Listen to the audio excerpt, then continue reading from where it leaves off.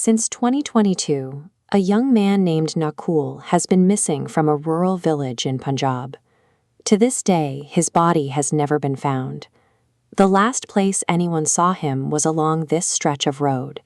It's a localized dead zone, infamous among residents for its dark folklore and scattered black magic totems.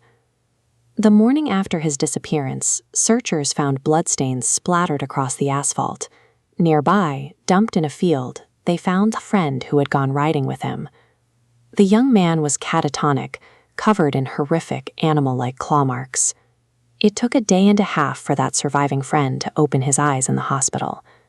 When he did, he didn't report an animal attack or a highway robbery. He screamed that an elderly woman had ripped Nukul from their motorcycle and murdered him. To understand how a late-night joyride ended with a man wiped from existence, we have to retrace Nukul's final 48 hours and look at the cost of mocking the unknown. 2 days earlier, Nukul and two of his friends, Harsh and Mayank, were wrapping up a shift as singers at a late-night religious gathering. To save money, all three squeezed onto a single motorcycle to head home. By the time they hit the rural outskirts, it was 1:30 in the morning. Suddenly, the bike slammed into the ground. They recovered, kept driving, and it happened again, skidding across a paved surface with no visible obstacles. Mayank, sitting on the back, was convinced he knew why.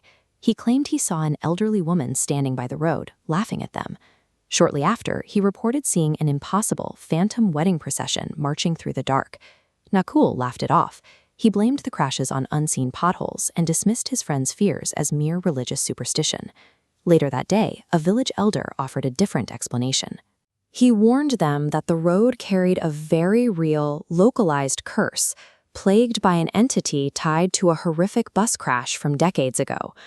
People who believe these warnings process a supernatural threat by retreating. Skeptics, like Nukul, often perceive these local superstitions as a direct challenge to their own ego. A few nights later, Nukul arrived at a gathering having been drinking heavily. Desperate to prove his friends were cowards, he dragged another man back to that same haunted tree at midnight. Now highly intoxicated and aggressive, Nukul went out of his way to violate the space. He screamed into the empty fields, kicked apart the black magic offerings, and urinated on the cursed tree. Having made his point, he tried to leave. The motorcycle engine started fine, but the back tires simply spun. The bike refused to move. According to the surviving friend's testimony, that is when the elderly woman materialized out of the dark. She grabbed Nukul from behind and violently slammed him face first onto the asphalt. The friend fell to his knees, begging for his life. In total silence, the entity repeatedly crushed Nukul against the ground until his body stopped moving. The entity then grabbed the surviving friend and tossed him into a ditch. When he looked up, the old woman was dragging Nukul's lifeless body away into the pitch-black fields. The sequence of events suggests Nukul's fate was tied not to his lack of belief, but to his choice to actively desecrate a space he didn't respect. Even with an official police investigation, authorities found no body, no murder weapon, and no logical explanation for the physical evidence left behind. The village and his surviving friends are left with deep psychological scars. They view Nukul as a casualty of his own unchecked hubris.